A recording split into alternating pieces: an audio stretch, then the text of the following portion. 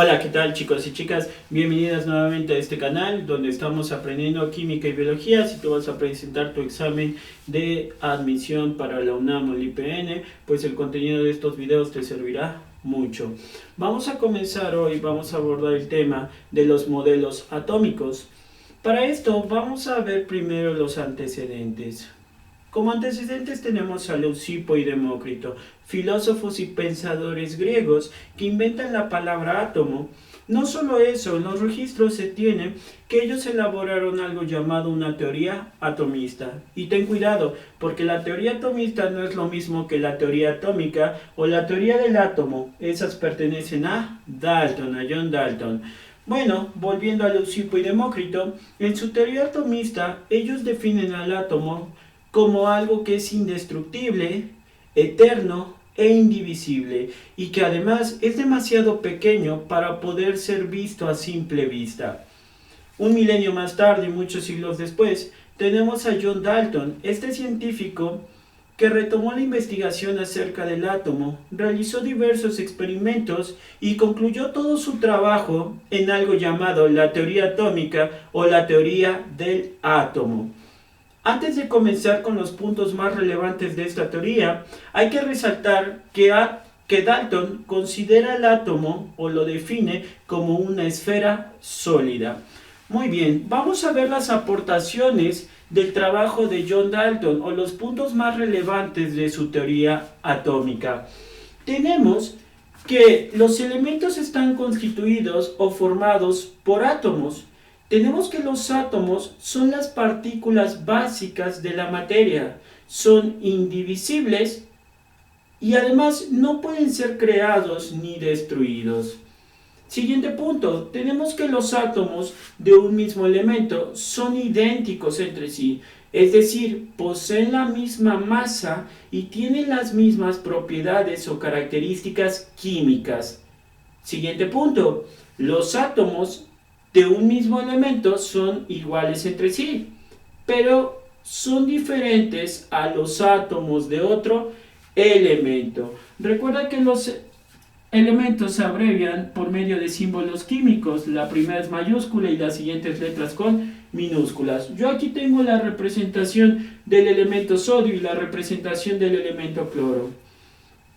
Entonces, si yo tengo el elemento sodio, yo voy a tener un conjunto de átomos que todos son ¿de qué tipo? Son de tipo sodio. Es decir, que todos son iguales entre sí. Todos estos átomos del elemento sodio son iguales. Son átomos de sodio, tienen la misma masa y las mismas características químicas. Todas son bolitas verdes porque son iguales.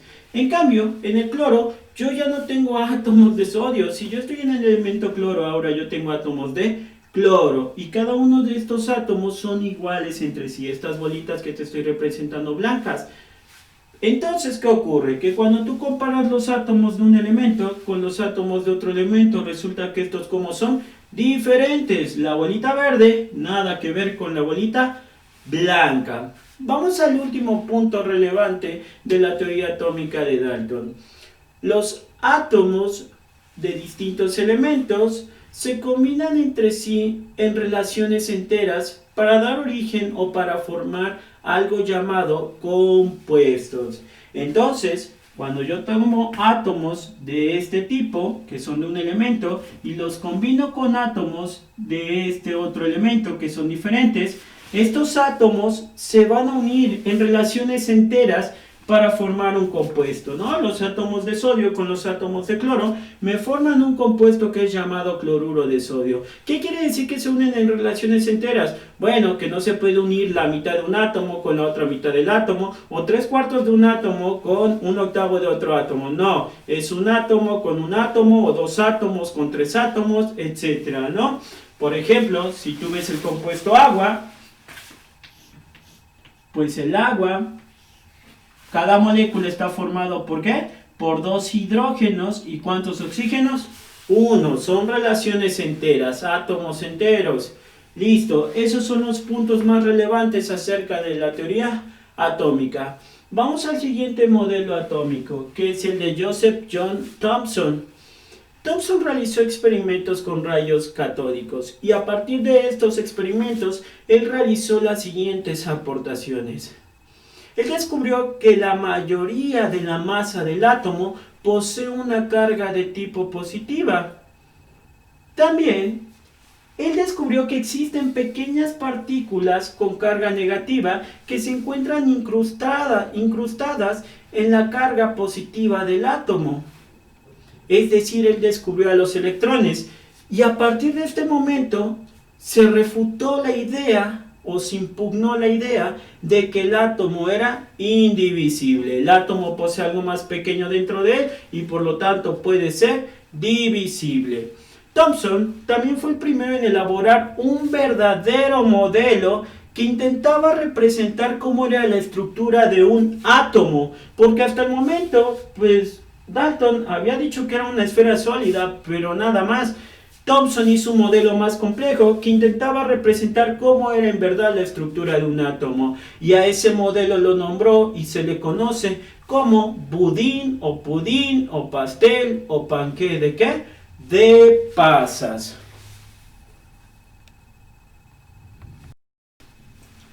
Entonces, Bohr nombró a su modelo como budín, pudín o pastel o panqué de ¿qué? De pasas. Y aquí está el esquema o la representación de su modelo. Está haciendo referencia a que el pastel o el pudín o el panqué tiene una forma circular, que es todo el tamaño del átomo. Y recuerda, esto no es una cruz, esto es una carga de tipo positiva, porque recuerda que Thomson propone que la mayor masa del átomo tiene una carga de qué tipo? Positiva. Es decir, todo el cuerpo del panqué, del pudín o del pastel tiene carga positiva. Y dentro de este panqué, pastel o pudín hay pequeñas partículas que están incrustadas como si fueran pasas. Esas partículas poseen una carga negativa. ¿Y quiénes son? Son los electrones. Ese es el modelo atómico de Thomson. Ahora vamos con Rutherford. Rutherford fue discípulo de Thomson. Él realizó diversos experimentos con lamillas de oro y las llenó de radiación alfa.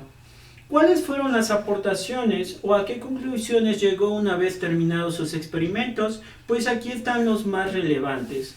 Rutherford descubrió que en el centro del átomo hay una estructura muy diminuta comparada con el tamaño del átomo, a la cual llamó núcleo. También se dio cuenta que en el núcleo es donde se encuentra contenida la mayor masa del átomo.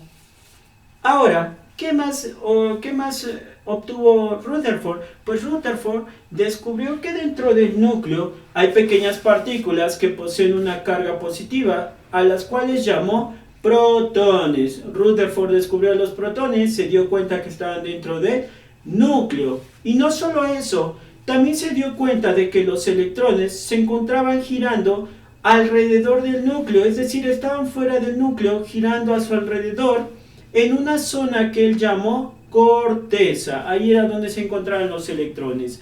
Su modelo atómico es nombrado, se le conoce como un sistema planetario o sistema solar, debido a que se compara con nuestro sistema, ¿no? Entonces aquí tenemos, en el centro es una estructura muy pequeña, diminuta, que es el núcleo, y ahí que se encuentran los protones, partículas con carga positiva, y en la zona externa hay una corteza fuera del núcleo, y ahí es donde encontramos a quienes, a los electrones. Ese es el modelo atómico de Rutherford. Posteriormente tenemos a Chadwick. Chadwick realizó experimentos con polonio y él se dio cuenta que en el interior del núcleo de los átomos existían partículas que tenían una carga nula o cero, es decir, neutrones. Chadwick descubrió a los neutrones y completó más el modelo atómico de Rutherford. Ahora no solo hay protones, también ¿qué más hay? Neutrones. Vamos con el siguiente modelo atómico, el último que veremos en esta sesión, que es el modelo de Bohr. Bohr realizó experimentos con átomos de hidrógeno. Al finalizar estos, llegó a las siguientes aportaciones. Él propone que los electrones se mueven sobre órbitas fijas y definidas alrededor del núcleo. No solo eso, descubrió que alrededor del núcleo hay órbitas o niveles de energía. Y entonces su modelo es llamado, se le conoce como el modelo atómico de Bohr. Bohr descubrió que hay órbitas o niveles de energía y que dentro de esas órbitas están ¿quiénes? Los electrones, y que los electrones se encuentran girando en una trayectoria fija y definida alrededor del núcleo, ¿no? Imaginen una pista de atletismo, de esas que están alrededor de campos de soccer, una pista de NASCAR, ¿no, muchachos? Imaginen ahora un vehículo o un corredor que está corriendo alrededor, es decir, sigue una trayectoria fija y constante. Así es como describió él el movimiento de los electrones en las órbitas.